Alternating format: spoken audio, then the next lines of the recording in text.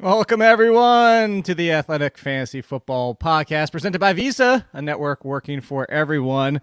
It is myself, Jake Seeley, and Brandon Funston. Not working for Jake Seeley is Nando DeFino, who put today's rundown together that I only found out about 5 minutes ago, Brandon Funston, because he sent it to the wrong email last night. So 10 minutes ago, I'm like, hey, I thought you were doing the Nando. There you go. Thanks, Nando.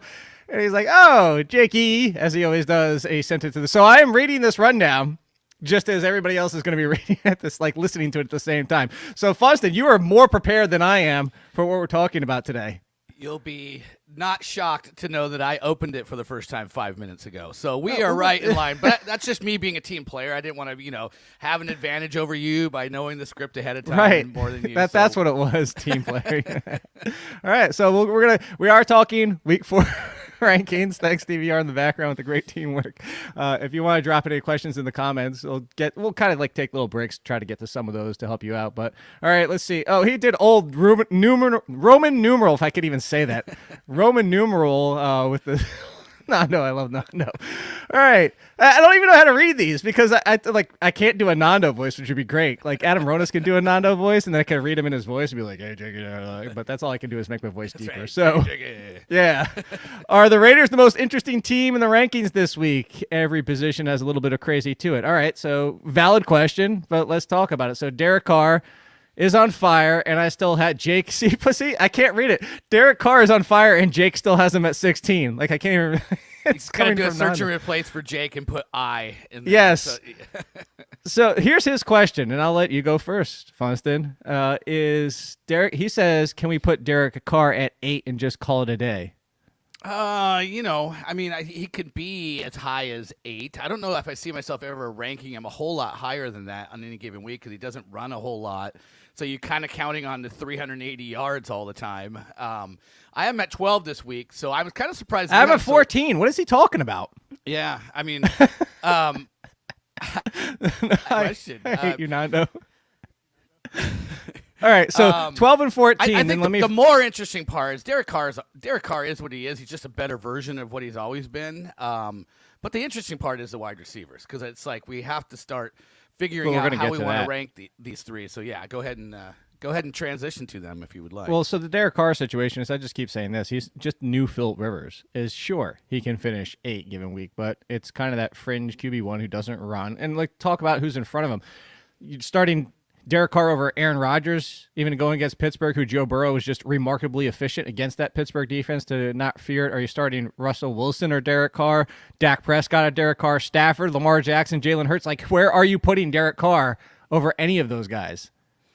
Yeah, I could maybe make the argument for Russell Wilson. I'm down on Russell, but actually haven't one ahead of Derek Carr right now. But a little bit worried about him. But I get your point completely. So quick, go ahead. Because that's interesting. So Pat had Russell Wilson pretty low too when I did Pat Mayo's ranking show, and I asked him this question. Are you down on Russell Wilson because of the narrative and the fact that he doesn't show up in San Francisco a lot against that defense, but also in San Francisco a lot? Or is it what you've seen the first 3 weeks?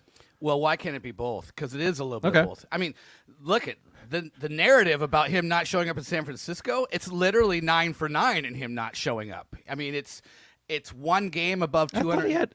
I thought he had one good game. Like he had one good game where he had 25 rushing yards and he added a rushing TD. But even his rushing numbers have been down there. He's never had more than a 2 passing touchdown game there. He's had one game over 237 yards, and that was 258 or 251 or something like that. So he has never gone off there. The interesting thing is there's nothing.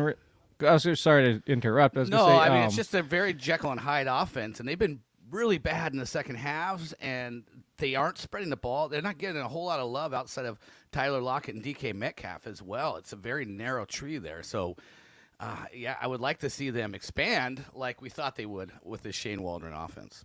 Yeah, I asked Mike Tomlin 2-3 years ago. It was the year before COVID, so 3 years ago, about the whole Ben Roethlisberger. Remember Ben Roethlisberger's road splits, how egregious they were? Yeah. And he kind of stopped. It was funny. It stopped that season after that. It wasn't completely stopped, but it had stopped being so egregious.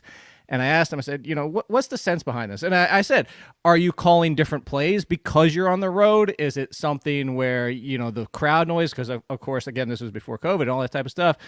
And, he kind of coach speaked me a little bit, but this wasn't like an interview. This was just off on the side. It was the same time I asked him if like James Conner was his guy. And he's like, yeah, I've always, I'm going to go with my guy. He kind of alluded to, I'm going with my guy without saying I'm going with a bell cow guy. And he was that year for James Conner. So he was telling the truth in the fact, but he also said, there's not a whole lot to explain. It's like, yeah, of course we're running a little bit of different style, but it's not a complete overhaul of the offense. As some players are just comfortable at home in their own city, in their own beds. And they're like, he goes, I can't say that's definitively anything what it is, and sometimes these things just make sense. It's not like we're changing the entire offense for him to be on the road.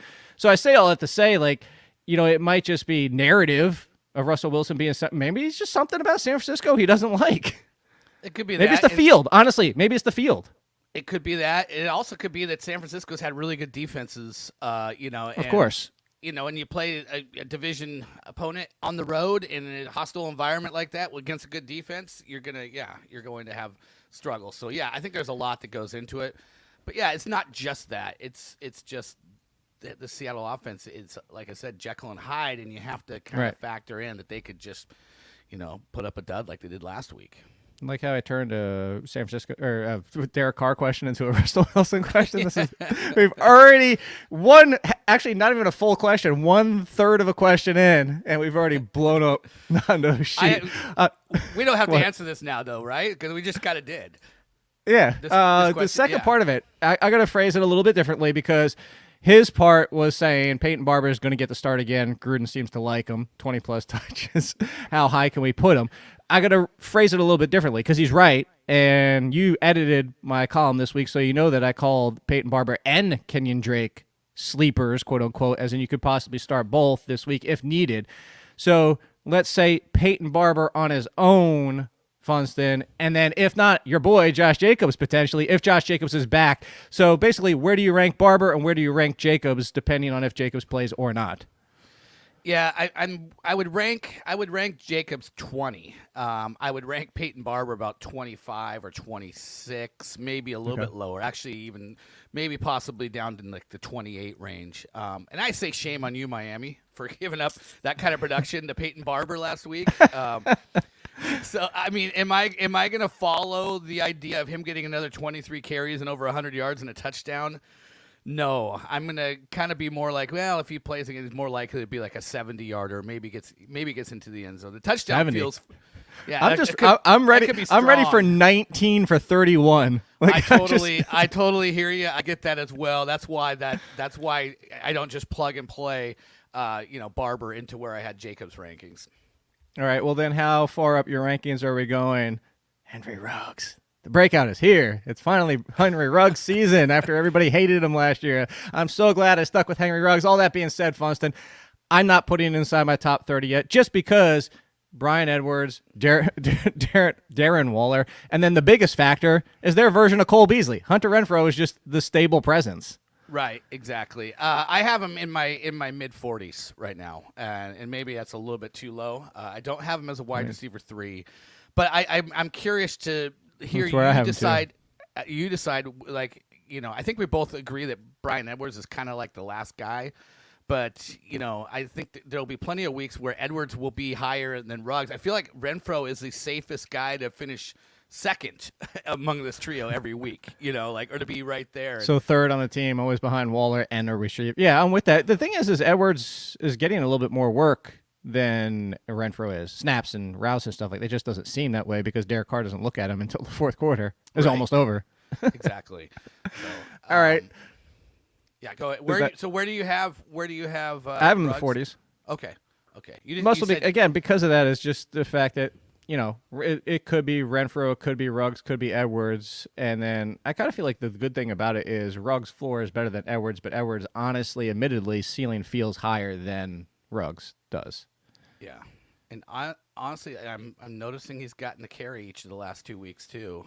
Ruggs has, and just make mental notes. That's always a tiebreaker for me. The potential for the guy to get some use on like a reverse or something like that just adds a little cherry on top.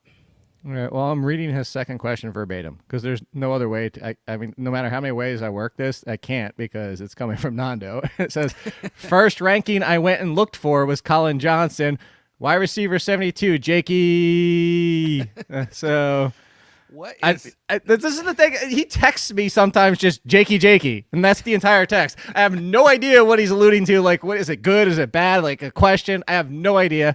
So you interpret this, Funston, because I have no idea where he's going with this. I just noticed he has a weird fascination with Giants, like deep depth guys. Like he owns a bunch of like Austin Mack rookie cards. He thought that was going to be a thing, right? It was Austin John Mack, Ross now. John Ross, like. Yeah, he's. Yeah, where is Colin Johnson in your rankings, Jake? So look, I'll go with this first. And the Colin Johnson is we talked. I think did we talk about this on Monday? I do 8 billion shows, so I don't remember who I talked about with what anymore. It's Colin Johnson doesn't go in my permanent memory banks. It goes in in the in and out part. Like it's. I just, it's. You're not that old to start doing that yet. You can't be kicking. I do have to draw the line somewhere. I can't keep Colin Johnson in my. I like how you have. Ranks. I like how you had the printed 2021 schedule like right over your right shoulder. Oh, you can see that. This is great. Yeah. I can look at any team and look at any week. It's See, there you go. That way I don't have to commit it to Woody memory. Page over here. Check the schedule. The Colin Johnson situation is this: what I was saying is Colin Johnson fits Darius Slayton, and Kadarius Toney fits Sterling Shepard's role. Those roles are definitively there's no debate there. Those are the roles. The reason, and I think he's going with the Colin Johnson thing, is the same thing I said about this in the waiver column, which he actually edited. Maybe that's why he's on this. Is that it's clearly a Nando guy? Yes, that is correct. DVR that Colin Johnson is, but what I said is where two wide receivers you would see Shepard because he's better than Slayton. He's on the field and can play outside. Kadarius Toney is not going to play outside. Kadarius Toney is going to be out there for 3 wide and in the slot. So if it's 2 wide, it's Colin Johnson. And I think that's the thing is I have Colin Johnson over Kadarius Toney, and maybe that's too low if Shepard and Slayton are both out. Right, and this is a tougher week to rank, I think, than any of them because I feel like there's a bunch of legit 50-50 guys, whereas in previous weeks, the bigger names were either clearly going to play sooner in the week, in my mind. How about this one? I'll slip in 2 questions here real quickly for you. Marvin Jones or Robbie Anderson from Mustard Bus? I'm going to go Marvin Jones. I'm going to go with the guy. No squeaky wheel and opportunities here. Yeah, I've equated this to like the guy who has the girlfriend and everybody doesn't like her, and then all happy when he breaks up with her and goes on and has like this better girl that's for her and for him, and then. But then they break up, and he goes back to his old girlfriend. That's kind of where we're at, and everybody's bummed. It's back to the old relationship with Sam Darnold that nobody liked. We all like that Teddy Bridgewater relationship, but yeah, I don't know. I need to see. What we loved about Robbie Anderson was the way he was used last year, which is not the way he's being used this year. And DJ Moore's back to being what Robbie Anderson was last year. So until we see it different, I'm not going to be ranking Robbie Anderson on the expectation that that's going to change. Well, also volume is king, and for all intents and purposes, Robbie is getting none. Right, he's a plebe. Totally. They're going with that one. This is a ranking show, but I do want to get this one in here from Aussie Oracle. Drop Darnell Mooney for Rashad Bateman or Josh Gordon. There you go, DVR. I want to talk about this for 2 reasons. Because yes, it's a ranking show, and this has nothing to do with it.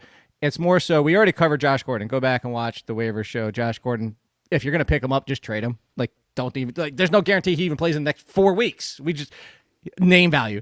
It's the Bateman one. And I want to see where you lie on this, Funston, because I love Bateman talent. If you said pecking order, talent of Ravens wide receivers, if everybody is who we think they are, Bateman's number 1. Here's my issue. Barely any preseason. He's coming in behind. He's coming in behind Brown and Watkins, who's still out there and healthy. He needs to get rapport. He needs to get to game speed. He needs to get to NFL speed because he's still a rookie. I do not understand why people are going so bananas over Bateman, and I'm not dropping Mooney as bad as things have been for the Bears. I would not drop Rondell Moore, who's 4th on their depth chart at wide receiver for Bateman. If nothing else, I think he falls into the Gordon conversation of pick him up and immediately trade him because people seem to be going nuts for Bateman, and I don't think we see much from him for a while.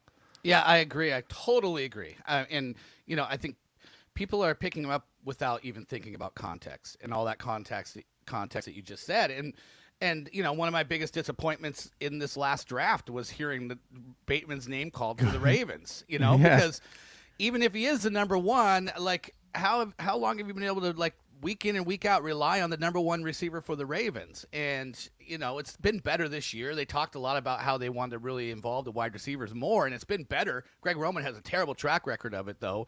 And even though it's better, it's still not great. And like you said, he's going to have to work his way over two veterans that aren't like, they're actually talented. Sammy Watkins and Hollywood Brown have a lot of talent. So it's not like it's just like a clear talent discrepancy here. But Funston, he dropped those 2 touchdowns. So they're obviously going to bench him. He's done. He's over. Right, yeah.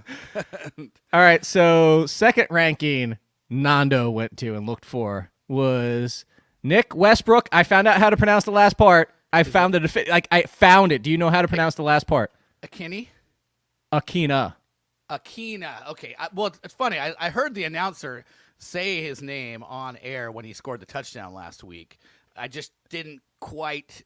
No, it actually. I know what you're talking about. It almost sounded like he said Kenny. It almost sounded like he said E. Kenny or something like that. Yeah, like Kenny or something like that. Yeah. It's Akina. So keen, big letters, the pronunciation part, and then again. So it's Akina. So anyway, is that Hawaiian? I don't know. Oh, I didn't dig that deep. I didn't look for root of origin when it came to his name. Can you use it in a sentence? So yeah, I looked for Nick Westbrook Akina. So both Johnson and Akina. Is he flex worthy? And I think this is assuming that Julio Jones is not playing either. And this is, you know what? I'll answer this question first, Funston. This is where I'm going. I actually like Akina if Julio Jones is out there. I don't if Julio Jones isn't, because this falls into the Travis Fulgham situation of last year. If he's the number one and getting the number one treatment from and granted, it's a great matchup, so it's not like it's that scary of a defense. But even so, maybe we go Chester Rogers if it's Akina and Chester Rogers. Like I don't feel good about Akina unless Julio Jones is out there. Yeah, is Josh Reynolds going to play? I had read that he was. That's also possible too. Don't forget that. Yeah, he could be out there as well. See, and then I just don't know, who ends up reaping the benefits of all those absences. And then it's only if you're in a 14-team plus. I just start thinking, well, it's going to be 35 Derrick Henry carries anyways, and and then I start thinking, well, if I'm ranking these two guys similar, Akina and I don't know, somebody else that's out there, I'm like, well, I probably have a more known quantity that I'm going to go with than a guy that's complete crapshoot that could end up giving me one catch for 7 yards or something, So I'm probably going to go with the devil I know over the devil I don't know. Okay. This is interesting because I don't even know where to go because I haven't finished reading this question. Mostly because he forgot the W in Edwards-Helaire, but so Clyde Edwards-Helaire and Najee Harris are the same kind of frustrating bucket. All right, so I don't even know where this one's going. Clyde Edwards-Helaire starting running back on a high-powered offense with no real threat, and he can basically fumble and not get benched. And yet he can't really be relied on for a huge game every week. On the flip side, Najee Harris is playing every snap, but they're stacking the box so hard and hitting him behind the line of scrimmage. How much of your ranking for both of these guys is based on potential and not what is actually happening? Paragraph. So, yeah. But by the way, do you know what Najee Harris is? I looked this up the other day I forget what I was looking up. But do you know what Najee Harris's yards before contact is? Do you want to take a guess? I'll give you a range. League average is around 0.9 to 1 yards. Some of the higher end guys are 1.6, 1.7. There's guys like, I think Alvin Kamara is all the way up at 1.8 or stuff like that. So now do you want to take your guess on Najee Harris? 0.7. Put a 0 in front of it. 0.06. He's not getting even a tenth of a yard before he gets hit. Wow, that is insane. But who cares? He's coming off a game he had 19 targets. That's the difference between him and Clyde Edwards-Helaire, right? It's like he's massively involved in both sides, the rushing and the receiving, where Helaire is not. And, I mean, Harris had 19 targets. There's no other reason you'll need the rest of the year to start him, is that. And, coming off a game, he had 5 catches for 43 yards and a touchdown the week before. He's not getting anything done rushing. But he's right in Ben Roethlisberger's wheelhouse at this point in his career in terms of the passing game. You know, Well, that's because Ben Roethlisberger wheelhouse is, I don't even know what to call it, a house. It's like a bathroom. Exactly. It's more, it's like a tiny house. That's his wheelhouse. Bathroom. It's a shack. It's at best. I don't even know shack. Like if anything past 5 yards. So what about Edwards-Helaire? Did you feel good about last week, or are you on the sell high? That was a really good matchup. Get out while you can. Yeah, sell high. Really good matchup. Okay. Get out while you can. I think you. Where do you have said the same Edwards-Helaire thing? this I think week? Even before last week, you were saying if he has a good week this week. Yeah, I actually said this is the game for him to get good and then immediately trade. So where do you have Edwards-Helaire? Because I have him RB 16, and I don't even love it, and that's only because Miles Sanders and the Eagles have stopped using him again, especially in the passing game. James Robinson, because I don't trust Urban Meyer. Kareem Hunt, only because he's the second half of a timeshare. I don't even love Edwards-Helaire at 16. Yeah, I go Miles Sanders 15, 17, Kareem Hunt 18. So I'm in the same rank as you. Where was Edwards-Helaire? Because you said Sanders, and then you're basically just went. Oh, sorry. Sanders is 15. CEH is 16. Okay. David Montgomery 17. Okay. How about this question? In typical Nando fashion, this is Nando being subtweeting ornery with this question. Why is Chuba Hubbard only at 21? That's his question. He caught a lot of passes out of the backfield! !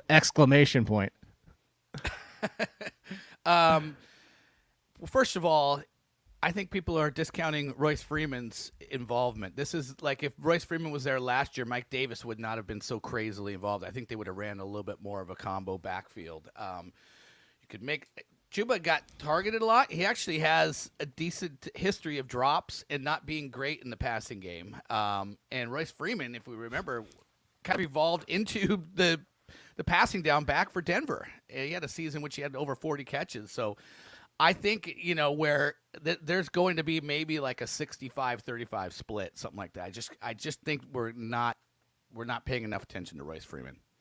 Okay. I'm with you on that. And also look, Hubbard's still a rookie.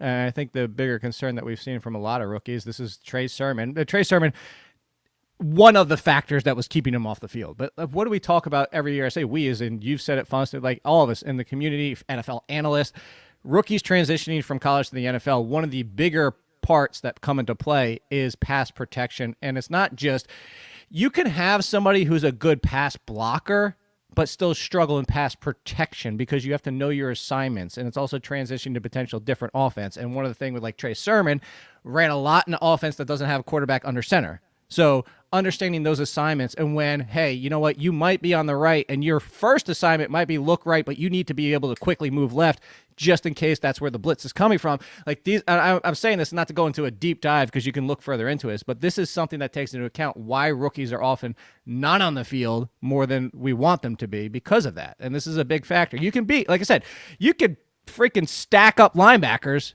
but still be in the wrong spot and then not be on the field because of it.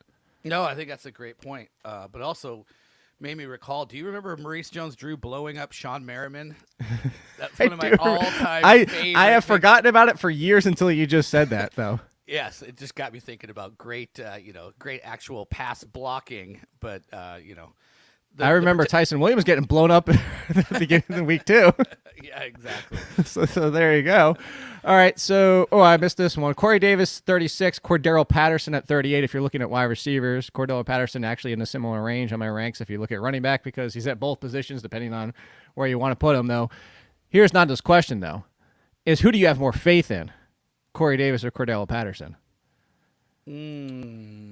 Yeah, I guess faith that they're going to continue to use Cordero Patterson the way that he has and that he can continue to get like that 60, 70 yards and score a touchdown every once in a while. I kind of have more faith in that.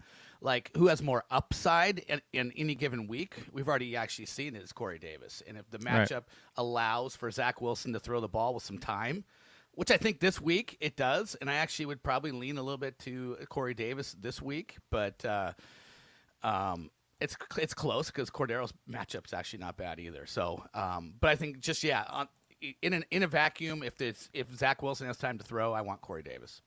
Yeah, the interesting thing was I thought it'd be higher. After the 10 targets for Corey Davis last week, he's still only at 21% of the team's target share. I thought it'd be higher, especially what happened in the preseason. I mean, the preseason was like 60%. And obviously we weren't expecting that. But good old the volume king, Brandon Cooks, is up at 37%, just to give you an idea. Are you? Let's talk about the Jets for a second. Like, I want to get a Michael Carter, riff in here because I'm feeling Michael Carter this week. Where are you at on him? I am feeling Michael Carter all the time, but I'm still. You're always tamping it down, trying to. No, I'm still above most people. Let's see if I'm above you. I have him at 32, and that's before the Thursday update, by the way. The Thursday for everybody out there before you go. I'm at 32. You have him 33? Oh, you're at 32? Yeah. I have to move him to 31. I need to be the highest on him. Or is that what we're going to do? We're going to keep going back and forth until, is this the reverse name your tune? We're just trying to position for the victory lap. Who gets to take it? Who gets to go further up? I am updating. If you're listening to this Thursday morning, I am going to update this afternoon like I always do, waiting for the final injury reports. T. Higgins was still in there. I didn't update from last night. I was working on the APA and all that type of stuff. Which go check that out, the adjusted points allowed. But anyway, back to this. And then I'm going to try and slide in the Beller questions here after this one because Nando didn't put those in here. So be ready for that, Funston. So Number 7 on his list, Kyle Pitts. Kyle Pitts is number 7 in the tight end ranks. Is he a good trade target for you, Funston? Oh, I mean, everything needs to be put in context. I mean, I would try. I'd be interested. I don't think that Atlanta's going to be satisfied with how the first 3 weeks have gone with their usage of him. It's kind of like the whole. At some point, teams are going to want to show the value in the pick that they made. It's just like why we kept pushing Henry Ruggs. Don't give up on him because John Gruden's got to save face on that pick. And like I think Atlanta needs to show that this is the reason why we got this guy. So I don't think they'll stop trying to figure out how to get him untracked. But the bigger issue right now is that offensive line is so bad, and there's I don't know if it's Arthur Smith's new offense and just kind of the growing pains that come with that as well. But it's not just a Kyle Pitts problem; it's a Calvin Ridley problem. It's a Matt Ryan problem. It's an everybody problem except for apparently Cordero Patterson. Yeah, I was actually talking to Josh Kendall yesterday, the Falcons writer, and he was asking me from the fantasy perspective. He's like, hey, are fantasy people annoyed and ticked off with Arthur Smith? Because Arthur Smith made a comment that people didn't like him with Tennessee because he spreads the ball around too much, and it really came down from the fact that cracked me up. I talked to him as well. It's like, Tennessee didn't spread the ball around. No, and that's what I said. If anything, Tennessee didn't have options. Right. And I said is the biggest thing that we have from Arthur Smith is not people being annoyed with him with the Falcons, is that people were complaining that the Titans went away from running play action in week 1. They came back in week 2, but it was kind of a mixed bag. In week 3, it's just the fact that people were more saying we need Arthur Smith's play action back. And it's not so much that Arthur Smith is killing the Falcons offense. It's the fact that the offensive line and what Matt Ryan is at this point of his career is killing that offense. And if you look at teams and what they're doing, they're bringing safeties over top of Calvin Ridley, and his air yards aren't even 10 per target. It's like 8 point something, which is going to kill Calvin Ridley because he's never been huge after the catch if you look at his career so far. And then they're saying, well, we're going to take the second option and mostly double team Kyle Pitts. Now, granted, you're taking 4 defenders for 2 guys, but who cares when you're leaving a messy backfield that's kind of like, okay, it's fine, but let's talk about real talent. And then Zacchaeus and Gage and whoever might else be, that's what they're doing. Defenses are smart. If you watch what the Giants did last week, they did so much to try and stop him that they actually just tackled Pitts in the end zone to make sure he didn't get the touchdown because they're like, you know what? Screw that. You still might not get the touchdown on all 3 downs from the 1. Right. I've called them the NFC's version of the Pittsburgh Steelers. I mean, that's kind of the same thing. Old quarterback, not being able to throw downfield, bad offensive line. Yeah, so just don't have Najee Harris it's not or the wide receivers. Yeah, the point is it's just not a Kyle Pitts problem. There's more things that need to be fixed there. So buy low on a 1 to 10, how aggressive would you be? Let's phrase it that way. 5, 6, kind of in the middle. I'm going 7, 8. Okay. Yeah, I mean, it's because it's still a wasteland after the first 6 tight ends or so. And so I'm still also trying to treat him as a wide receiver / tight end also. And especially they've been using him as such. All right, where does he rank in targets at tight end? It's got to be pretty high. He's still getting targets. I don't think it's top 5 would be my guess. I'm It's looking not. right now. I would say he's tied 8th. for 7th, Almost. but he's tied with Mark Andrews and Noah Fant. So it's kind of, he's right where he needs to He's be. 1 in front of Conklin and Jared Cook and Jonnu Smith. And that just tells you that things are going. 17 targets through 3 games. Actually, 17 is not bad for a tight end. So the Beller question, since he's not here, give me an RB3. Oh God. I prepped you like 5 minutes ago. You knew it was coming. Which way do you want me to go? RB3. I paused. Which way do you want me to go? Do you want an RB3 you have to start or RB3 you want to sit? I'll even let you take the direction you want to take. I will go with the RB3 I want to start. Okay. And who is it? It's being recency biased all the way, but it's Zach Moss. Because he's been getting touchdowns, because his usage is up there, and I'm fine if Devin Singletary and Zach Moss want to split 24 or 25 carries right down the middle every week, that's fine. But if Zach Moss is a guy that's going to be used around the goal line in a game against Houston, which they could be in the red zone an awful lot, like, I'll take Zach Moss's upside as an RB3. And now it's a Devin Singletary week. Thanks a lot, Funston. Oh yeah, I know. It's true. So I'll go the opposite direction. I'll give an RB3 that I want to sit. How about that? He is inside my top 30, barely. He's 29. I don't want to. I want to sit him if I can. I want to sit Damien Harris if I can. And I like Damien Harris. And I like Damien Harris, especially if he goes belly up against, and this is why I want to sit him, the Buccaneers run defense, is that buy low after this week. He got game scripted last week, which I don't expect most games to happen for the Patriots. But if it's going to happen again, it's going to happen against the Buccaneers when Tom Brady throws 2 touchdowns and 67, or wait, he needs 68 in the first quarter, so 73 yards in the first quarter and just goes ham on his Patriots. And Antonio Brown might have 13 catches for 175 yards because he wants to do Antonio Brown at the same time because Tom Brady's that kind of guy. Yeah, bet on the Gronk anytime touchdown for sure. That one as well. There's actually really good odds for the first. No, somebody was telling me it's the line to catch the pass when he breaks the yards. Right, I think it was like plus 1,400 or something like that. Oh, yeah, I like that. I feel like Gronk Brady can just decide when they want to, hook up. It's like, and that's what the point was. I think it was Ratcliffe who said that to me. That's the point. Is like if Brady's like, hey, I want to break it on this play. Like, I'm going to do it with Gronk. Yeah, I'm going to do it with my boy. All right, let's get back to Nando's questions. Allen Robinson, wide receiver 27. This is actually a tough situation here.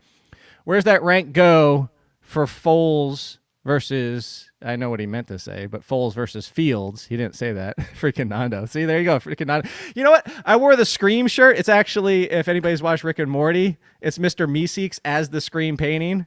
There you go. This is appropriate for trying to read his rundown. Thank you, Hero Non-Zero. Or to try to figure out the Bears' offense, or it's. Do you Allen feel Robinson's guy that I just rank like as a very back end wide receiver 2, early wide receiver 3 this week, that I don't want to rank that high, but I have to give him at least. If it's Fields, if it's Andy Dalton, I actually want him back as a top 20 wide receiver. I hate to say it, but I feel better if it's Dalton at quarterback. Yeah, but what if it's Andy Dalton who's not 100%? Like, it's still better than what Nagy. Well, no doubt. What he's giving Fields to do, I would still take Andy Dalton. Although, let's do this. We don't do this on the show because I don't get to run things, but when I'm not going to do the full blown because everybody not might know what it's coming from on this show. But when I don't know where to rank somebody versus other people, I make a list. There's the simple version. I'll scream it on my other show, but not on this one. So I have him at 27 right now, as Nando said. That's with Andy Dalton. So that's pretty low. Would you? I ranked at 25, assuming it would not. Andy Dalton? Well, I assumed it'd be Justin Fields? It wouldn't be Justin Fields. Okay, it'd be Dalton or Foles. Yeah. All right, so let's say it's Dalton or Foles. Folds. He actually does kind of folds at quarterback. So, Allen Robinson or Odell Beckham? I have Odell Beckham at 23, so I am going Odell Beckham. All right, agree with you there. How about Allen Robinson or another potential buy low, Robert Woods? So right now I have Robert Woods at 26 and Robinson at 25. So I'm right there, and I could vacillate about that one a little bit probably and go back and forth. I want to save one of these because we're going to talk about him even if Nando doesn't have him in the rundown. Allen Robinson or Marv Jones. We talked about him before. Yeah, I'm just a couple higher on Allen Robinson. Marvin Jones down at 20. Then Marvin Jones? Yeah. Okay. Allen Robinson or the Bees, Cole Beasley? The Bees, I have 31. Might not be enough. I have Julio Jones ranked, though, and I also have Deontay Johnson ranked. Where do you have Julio Jones? I have him at 30, but that's kind of like I have him at 24.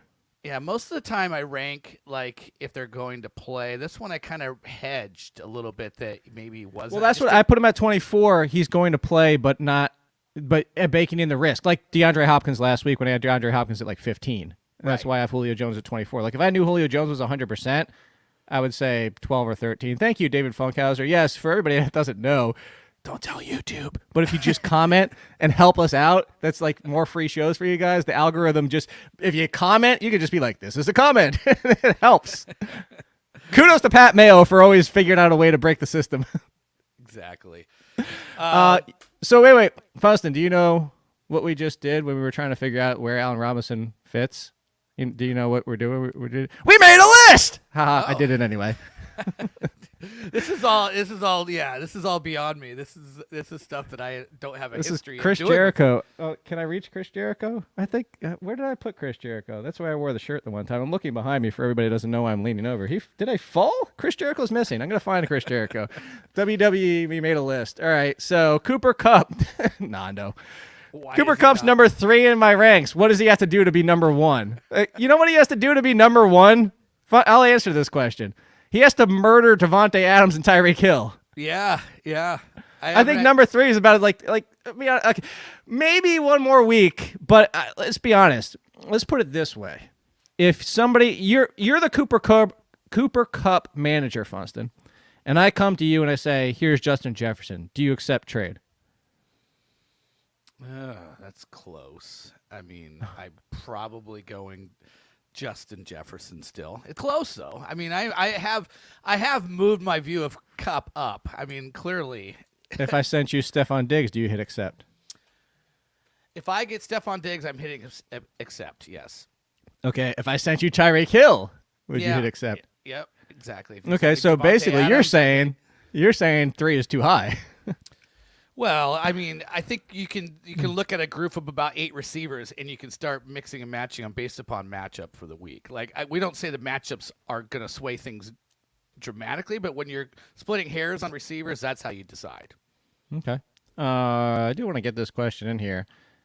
It's the very first one that just came in, DVR. Is there a reason Cooks is not inside your top 20? Yes, the Volume King is not inside the top 20 this week. Why is the Volume King not inside the top 20? Who is the Volume King facing this week, Funston? The Bills. And the Bills have a potential shutdown corners and potential corner. Like, I love Cooks. Everybody knows this, and I think that's why we're getting the question is because I'm the Cooks. We are the Cooks show, but I'm the Cooks guy. I gave him the Volume King moniker and said the disrespect for the fact that he's been top 15 every single year outside of being hurt for the past 5 of his 6 career. He's played 6 years, right? I think everybody feels like he's played longer. That's the thing. It's like if everybody thinks it's longer than that. I think it's only 6. Are you going to check? Well, he was 1,000-yarder with the Saints, the Patriots, and the Rams. Or it is Texans? longer. 1, 2, 3, 7. Yeah, it's 7. He's played for 4 different teams, and so 1, 2, 3, 4, 5, 6. So 6 of the last 7 years he was top 15. So there you go. Yeah. I have him at 22 this week. I have him knocking on the top 20 door. But this is worrisome. This is where I have a 21. I mean, that's he missed it by 1. Right. But that's the thing. Like you got to factor in sometimes even being the Volume King, this could be a week where it's still 10 targets only turns into 3 for 25. Yeah. That's true. Okay. You do feel good about them having to throw the ball from about the middle of the first quarter on. All right, so I'm seeing he doesn't have this other person in the rundown, so let's get to it. He is one of my sleepers this week, and I said, Funston, it's the second chance now this season you've had to buy low on Cortland Sutton, and it might be your last.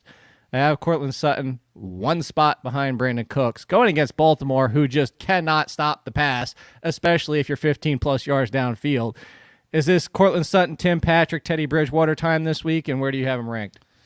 Cortland Sutton, I have one spot ahead of Brandon Cooks. I have him at 21. I have Cooks at 22. So, yeah, I'm with you on Cortland Sutton. Yeah, Tim Patrick's going to steal the thunder some weeks. I think the point is that Teddy's throwing the ball downfield. And, and as you mentioned, this matchup's good. It might not be obvious, but it's been a good matchup this year for receivers. And with Teddy, and I think people look at Teddy Bridgewater still have that, game manager, short to intermediate range, but he is throwing deep balls. And that's going to help Cortland Sutton most weeks. All right. Question number 10. Curtis Samuel's at 50, obviously assuming he's playing. That's also going to be if he's playing his first game back, but that's not really where the question's going. I don't think anybody's trying to start Curtis Samuel in this first game back. Crazy. I have Curtis Samuel at 50. It must be where you put the guy that you just don't know what's going to happen, but you respect the talent and you are. Or you stole my projections. That's very. That's it. That's it. So he says, "What are we expecting in an offense that wasted him for years before his breakout with Matt Rule? What's the ceiling?" Because his question is, 50 feels like this is the lowest he's ever going to be, right? Yeah, I think so. The difference here is, when he was with Ron Rivera, he wasn't maximized like he was with Matt Rule last year, but he was also in an offense, if I remember right, that he wasn't. Was he the number 2 very often? I'm sorry. I'm laughing at DVR's question for the people watching. I know. I was going to bring it up earlier. I was going to say, will you explain that you're not actually laughing at me? And I know that DVR's doing stuff behind the scenes here that make you laugh, but. Yeah, he clearly is an obvious need for this team as a wide receiver too. I'm trying to remember who the foils were at wide receiver in Carolina when he was there, besides DJ Moore. But Robbie Anderson was just is alternating between those three. But who was it before Robbie Anderson? Because Robbie Anderson came there last year. Who was it? Oh, but it was just the fact that I don't think Curtis Samuel was seeing consistent snaps at that point. Yeah, I'm just trying to remember who the more kind of. All right, so this is the lowest you have for Curtis Samuel the entire year, essentially. Yeah, I just realized there's more questions on this sheet. Unless he goes out and does absolutely nothing, and then it's, okay, maybe I'll keep him at 50 and wait on this one. Okay. 50 says, wait and see. It says don't play him this week. Watch and see how it plays out. Oh, Greg Olsen, yeah, Aussie Oracle. Greg Olsen was still a thing at that time. Greg Olsen out was of the tight end position. Yeah, maybe that was what I was kind of thinking about. Okay, so next question is Laviska Shenault and Marquez Callaway, 58 and 59. Interesting to pair them. I didn't really pair them on purposely, but he's saying interesting to pair them because they're two of the bigger busts, quote-unquote, this year. I was down on Shenault, but I don't think I was ever going to rank Shenault down in the 50s. If you had to choose, this is the question, though. If you had to choose one rest of season, Funston, Shenault or Callaway? I'm going to go with Shenault. Callaway hasn't really been that great, and we haven't had Traquan Smith in the lineup, and we haven't had Michael Thomas in the lineup. At some point, both those guys are steady weekly, inserts into that lineup. And let's be clear, nobody would be trying to pick Callaway back up after dropping him if that pass had been rightfully intercepted instead of going to Callaway. I was just bringing it up the other day. Jameis Winston, every game has 2 or 3 passes that are the 30 interception Jameis that, get coaches fired. He's not completely gone away just because, he spent a year behind Drew Brees and in Sean Payton's system. There's still that Jameis lurking out there. He got lucky with that Callaway touchdown because that was a complete blind, eyes closed, throwing into the end zone, hoping for the best, and it worked out. But, yeah, and there'll be weeks where New Orleans just won't throw the ball. I don't think we can say that about Jacksonville. Jacksonville's throwing a ton because they have to, and I don't think that's going to change. So, give me Shenault for the long haul. All right, let me rephrase the Belair question in a form of it, but a little bit different way at wide receiver. A wide receiver 3 or deeper that you want to start this week? Brandon Nayuk. You're not allowed to say Brandon Nayuk for 2 reasons. One is that's what I was going to say, and then 2, you're the Deebo Samuel guy, so you're not allowed to say it. No, but I was a Deebo Samuel in the don't disrespect Deebo and say that Brandon Nayuk is clearly the higher draft capital guy. It's I was a Deebo guy in that respect. And I do love Deebo, it's true. But you can't help but ignore that Brandon Nayuk played 60 snaps last week, which was 3 fewer than Deebo, and got, 6 targets? He's starting to come online is what I'm saying. And he's got the Seahawks this week. He put the AOL disc in, and the buffering was going for a while, but we're starting to see we're actually moving on the internet now. We're online. Yeah, it's the Seahawks, man. Maybe I'm jaded, but God, the Seahawks defense is awful right now. I mean, Kirk Cousins could have thrown for as many yards as he wanted to last week. They've got this soft zone bubble defense. Everything underneath is open. If Ayuk's on the field, I want a piece of him this week because I think he's going to have his best game yet. Okay. I do want to get to his lightning round because those are always fun. The one that I want to start is Jalen Waddle. The only one I trust with Brissett, the volume. Again, I'm chasing volume. And it's also, I'm chasing a matchup where you do more damage with tight ends and over the middle of the field and somebody like Waddle. So that's what I'm really looking for here. I think this is like an easy one if he's in the 40s for which there's a lot of people. But, Indianapolis, that's where you can kind of beat them up and have been beaten up this year. So Jalen Waddle for me, lightning round. This is, all right, lightning. He's 40 for me exactly. So okay. I'm still wide receiver 3+, solidly down in the wide receiver 4 now. I mean, because that's 5 spots technically. All right. Lightning round. Here we go. We'll keep these to 30 seconds or less. How about that, Funston? Lightning round. Joe Burrow or Ryan Tannehill? Absolutely Joe Burrow. Just because who do we know that Tannehill has to throw the ball? Like I said, it's 35, maybe even 40 carries for Derrick Henry if they need to go that route. But yeah, I don't want Tannehill. I have Burrow a few spots ahead of him. I'm definitely going with Burrow as well. Was efficient last week and looked confident last week. Kirk Cousins or Sam Darnold? Kirk Cousins, because I have Kirk Cousins ranked close to a QB1 range, and I just can't, in my head, get Sam Darnold there. I don't know. And I also think that this Dallas defense, people are still looking at this Dallas defense like it's last year's Dallas defense. Dan Quinn is actually making this defense look pretty good. And, yeah, they pass rush. Well, Trevon Diggs is legitimately good. I think he's good. Well, I was going to say outside of him, though, it's still lacking, and it's helping because of the pass rush and because of Diggs. And they're actually turning Diggs into, like, J.R. Alexander, and, like, he's been shadowing people, too, on top of things. So yeah, exactly. I appreciate it, Ronald, but this is a comment is actually after the show is done in those comments. Like, the live, hey, this is YouTube lesson for everybody. If you're trying to create your own content out there, the comments do help in show, but the ones that help more is once the show is posted and the comments that are there static. So there you go. There's more little lesson behind the scenes. Dum Dums or Tootsie Roll Pops? Tootsie Roll Pops. I think it's a slam dunk. I like the flavor choices of Dum Dums, but like you love the reward in the middle of the Tootsie Roll Pop. I'm going Dum Dums because of the choices, because of all the choices. And Tootsie Roll Pops take a little bit too long. And sometimes you get those ones where, like, I don't know how it's possible, but the middle actually got, like, stale. And you get to the Tootsie Roll stuff. Like how is a Tootsie, like, it's encased by hardened like sugar. Encased in amber. Whatever. Do you like the mystery wrap? Do you like when they do that? Because I think they do that for both. I think if Tootsie Roll Pops. No, I want to know my flavor because there's a lot of flavors I just despise, and I don't want to put that in my mouth and all of a sudden be like, oh, thank you for that wonderful disgustingness, and now I got to go eat something else. All right, yeah. Michael Carter, Jamal Williams. I think I have Carter one spot ahead of Jamal Williams. It's a coin flip, but I'm in my heart. I'm just gonna go with Michael Carter because my gut, everything's saying it. So I'm all in on Michael Carter. Oh, damn it! Thanks, Charlie. Same. This is the first week 4. It took 4 weeks. What actually technically took 3 until I also forgot about waivers this week too. I forgot about flex waivers. I forgot. What else did I forget? Claims. I forgot about my guillotine waivers. I forgot. Oh, Barkley, I was just slapping this. She ran away. I forgot. Look, even I do it. I forgot about waivers. There you go. We all do it. All right. Odell Beckham or Marvin Jones. We actually covered that one. Royce Freeman or James Conner in a PPR. Haha. Give me James Conner. I because think he Kyler Murray stopped again this week. Yeah, Kyler Murray stopped taking all the goal line touchdowns and gave a couple to Conner last week. So that suddenly puts Conner back into consideration.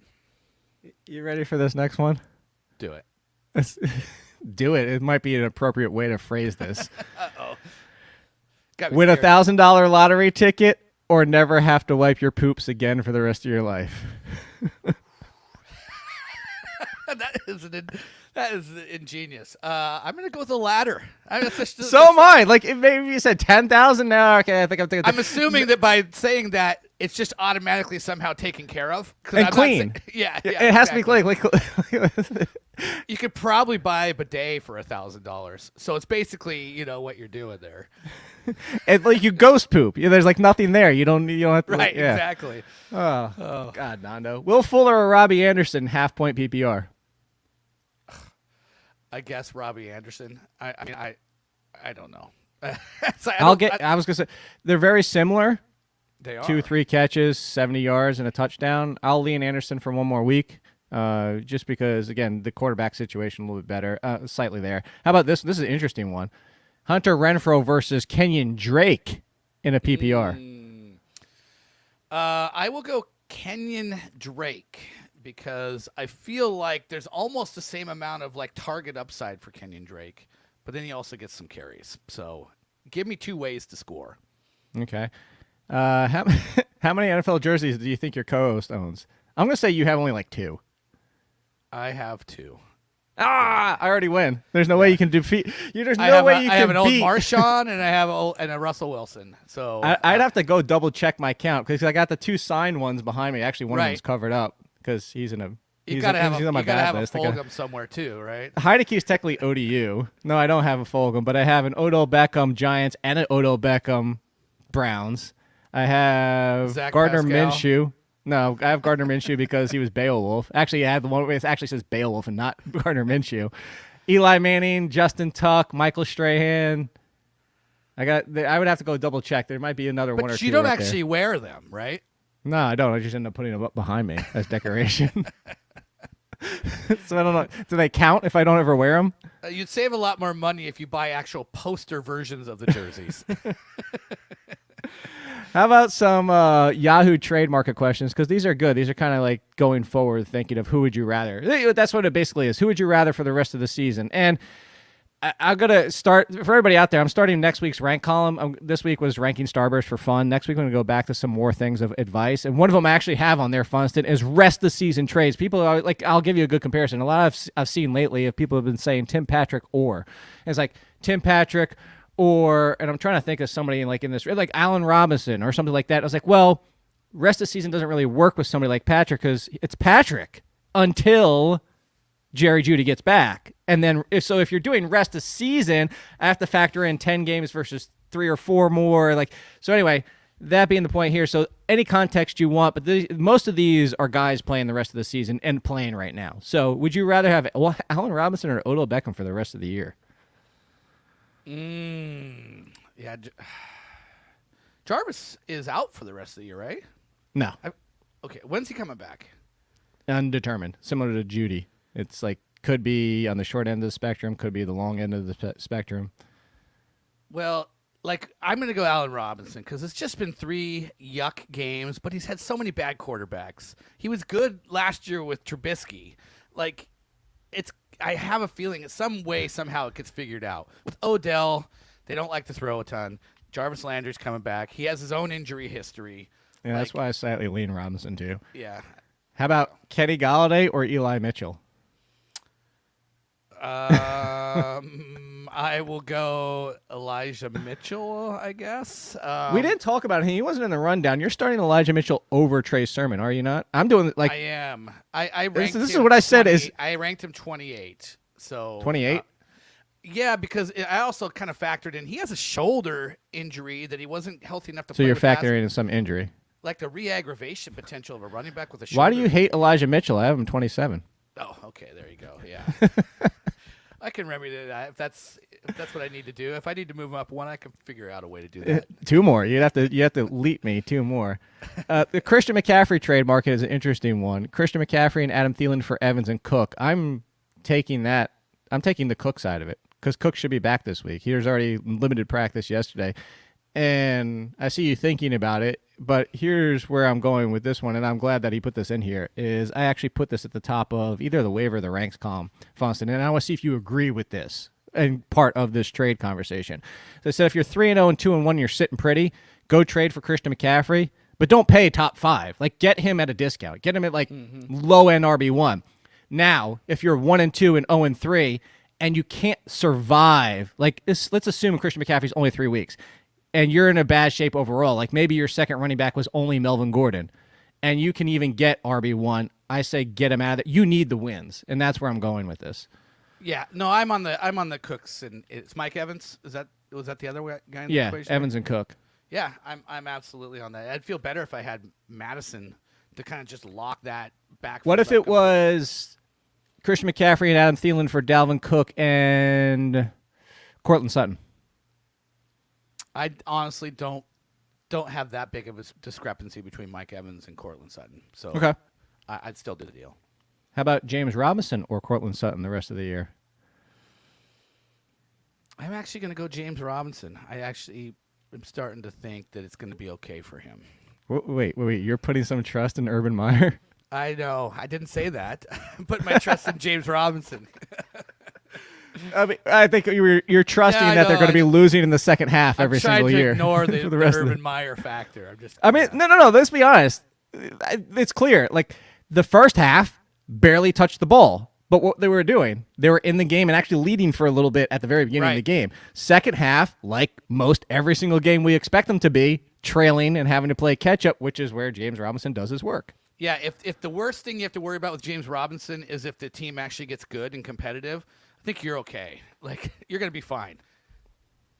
We got a couple Mike Davises in a row here. Mike Davis or Damien Harris? This week, I'm going to go Mike Davis. Just barely. This is trademark. This is the rest of the season. You can't just pick rest this of the weekend. season. You know, he does. I think he's had 16 touches every week, or is averaging. That's his average. He went into the year and said, you know what? Through 3 weeks, Mike Davis is going to average 16 touches. Okay, that's fine. That was my argument for Mike Davis. I ranked him a little bit high if that's the case. I kind of ranked him with the idea that maybe he would get into the 20s or reach there. But like if it's 16, I was still going to probably pick him, RB 20, 21. 22, right in that range, and I think I had him just a little bit higher. 16 gives him 250 plus touches, which is remember those are my exact words. 250 plus touches to any running back, even middling. I'll take him as an RB2. And this is isn't a Mike Davis problem. It's an Atlanta problem. It's another team like the Bears that have to get some things fixed. Mike Davis or Antonio Brown? Mike Davis. Mike Davis or Jalen Waddle? Mike Davis. All right. Last one, and then I'm getting to the question. It was a defense question, whoever asked it. I am going to answer your question because I want to get out of here on that because it's a defense strategy situation. Both of these are strategies before we get out of here.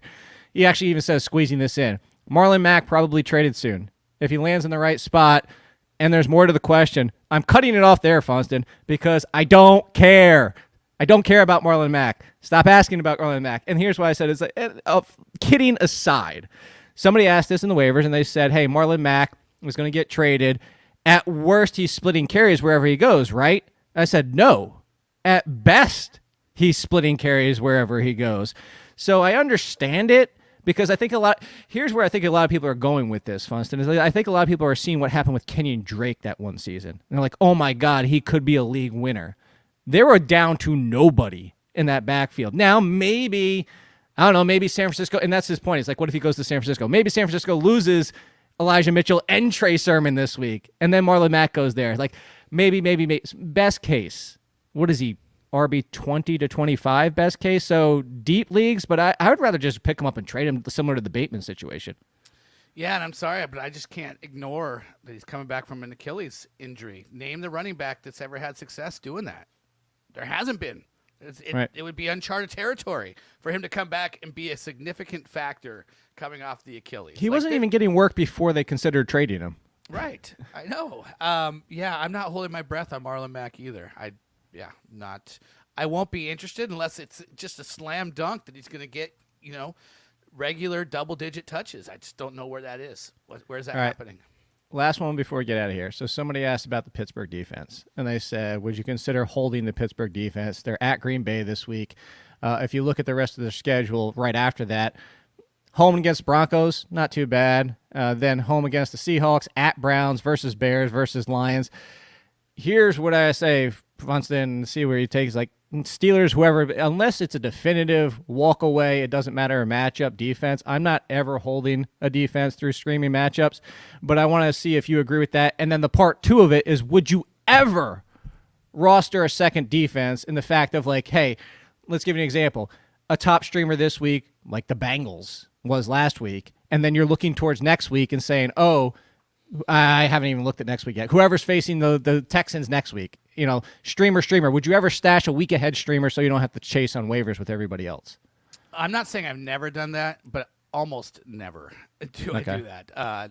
Like every once in a while, you just hit on a defense that's Patriots awesome. have Houston next week. And sometimes you like the defense that you love has a bad matchup this week, and you want to play a streamer, but the defense you love then has like an awesome matchup the following week, and you're like, okay, I gotta get through this week with somebody else, but then I need to have that defense back, and then I can sail on. I mean, Denver's been a popular defense that I picked up because of the Giants, the Jets, and who was the other one, the Texans in the first 3 weeks. Like I was like, it doesn't get much better than that, but at some point I'm going to be willing to cut Denver. I mean, it's pretty easy to play defense in the stream. It's there's always a good matchup for somebody who's out there. All right. Well, it's always easy to make sure you're subscribing to the Athletic Fantasy Football Podcast. It's not just Mondays and Thursdays with Funston and myself. And Beller, when he's back in town, well, he's living it up in Hawaii right now. Is he even awake at this? No, he's probably not even awake at this point with the time difference. But make sure you're following. Like I said, after the show's over, drop in a comment. Hey, I'll promise you this. What is it? It's Thursday. Thursday by 6 p.m. I'll check to see if there's any questions for Thursday Night Football before we get in there. But I don't promise anything about Friday or Saturday. Just Thursday at 6 p.m. I'll jump in and see if there's any questions in the comments. And we'll be back. We like our light Fridays. We like our light Fridays. Well, no, I'm already answering 1,100 in the rankings column anyway. But if you're over there, if you're an Athletic subscriber, that's guaranteed. Guaranteed you get an answer if you ask in the rankings column every single week. I answer all of them somehow. And to be clear, that's Jake's rankings column. It's not yes, mine. Jake. Don't go to Funston. I'll be like, screw you guys. I'm not going there. I actually tell people in my rankings column to go to Jake's rankings. Oh, is that why? Yeah, thanks a lot. All right. We'll be back on Monday. No Beller from one more show after this. Well, the other shows as well. But we'll be back on Monday for waivers, and a recap of week 4. And I just need sleep. Goodbye.